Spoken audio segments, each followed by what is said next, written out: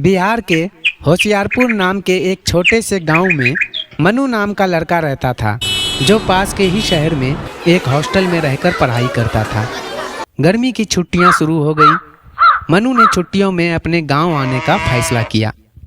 मनु के गांव का नाम सुनकर मनु के दो दोस्त राहुल और पंकज ने भी मनु के साथ उसके गांव घूमने के लिए आने का फैसला किया। अगली सुबह तीनों दोस्त मनु के गांव के लिए निकल पड़ा। पहुंचते पहुंचते शाम हो गई।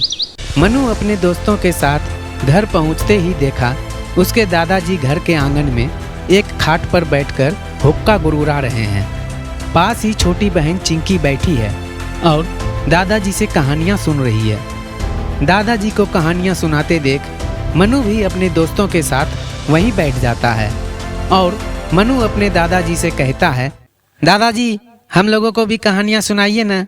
आ गए बेटा मनु, आओ बैठो।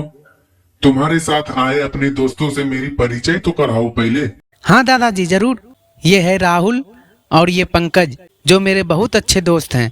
अच्छा है, आओ बैठो सब। क्यों चिंकी, दादाजी से कौन सी कहानी सुन रही थी? वो भैया अपना खेत है ना, उसके पीछे जो कुआं के पास बरगद का पेड़ है, उसी की कहानी सुना रहे थे दादाजी। हाँ दादाजी शुरू से सुनाओ ना, ये कहानी मुझे भी सुनना है। अरे हाँ बेटा, सुनाता हूँ। पहले अच्छे से सब बैठ जाओ। जी दादाजी। और मनु सब दोस्तों के साथ अच्छे से बैठ जाता है। तभी दादाजी कहानी सुनाना शुरू करते हैं। आज से करीब 50 साल पहले अपने गांव होशियारपुर में किशोरी मल नाम का एक जमींदार रहता था, जिसके पास बहुत सारे खेत और जमीन थे, जिसके देखभाल करने के लिए किशोरी मल ने हरिया नाम का एक चौकीदार रखा था।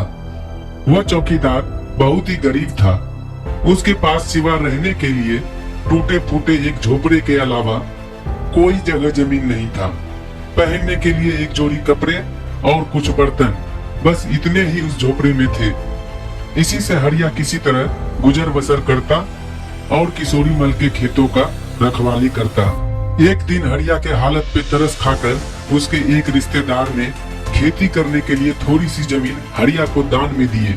हरिया इस जमीन को पाकर बहुत खुश हुआ।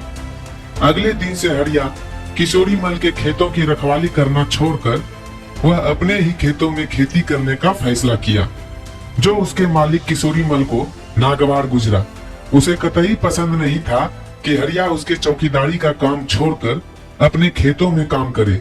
एक रात किशोरी मल ने हरिया को छल से उसी के खेत में कुएं के पास वाली बरगद के पेड़ के पास बुलाया और उसे मार दिया। मारने के बाद उसका लाश वहीं बरगद के नीचे दफना दिया। हरिया के मरने से पहले उनकी अंतिम इच्छा थी, यदि वो अपना खेती खुद से नहीं कर सका तो वो किशोरी मल क्या गांव में किसी को भी खेत की रखवाली करने के लिए चौकीदार नहीं रखने देगा। तब से गांव में खेतों की रखवाली करने के लिए बिना हरिया के आज्ञा के एक भी चौकीदार नहीं टिकता। यदि कोई वहां रखवाली करने जाता भी तो उसके साथ कुछ न कुछ अजीब घटनाएं घट जाती और वो डर के भाग जाता। ये कैसे संभव है? हरिया तो मर चुका था ना दादाजी। हरिया मरा जरूर था, पर उसकी आत्मा उसी बरगद के पेड़ में रहता है और अब भूत बनकर सबसे बदला लेता है। उसके कुछ दिन बाद हरिया के भूत से परेशान होकर किशोरी मल अपना सारा खेत बेचकर इस गांव से चला गया।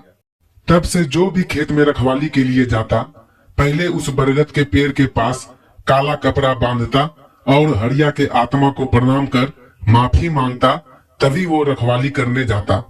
और आज भी ऐसा ही होता है। शाम 6 बजे के बाद उस पेड़ के पास कोई नहीं जाता। यदि कोई चला भी जाता तो उसकी हालत खराब हो जाती है। चलो बेटा, रात काफी हो गई, अब सब खाना खा के सो जाओ। दादाजी से कहानी सुनने के बाद मनु, उसके दोस्त और उसकी बहन सब खाना खाने चले जाते हैं। खाना खाने के बाद मनु की बहन चिंकी सोने चली जाती है। मनु अपने दोस्तों के साथ अपने कमरे में सोने आ जाता है। तभी मनु के दोस्त राहुल कहता है मनु से, यार मनु, तेरे दादाजी ने क्या मस्त कहानी सुनाई। तुझे क्या लगता है, ये सब सच है? हाँ यार, दादाजी के अनुसार तो ये सच ही लगता है। चलो यार, हम सब अभी चलकर देखते हैं उस पेड़ के पास। नहीं यार, अभी नहीं, अभी घर में सभी जाग रहे हैं। कोई नहीं, सबको सोने दो। रात को जब सब सो जाएंगे तब चलना। आखिर मुझे भी उस पेड़ का सच जानना है।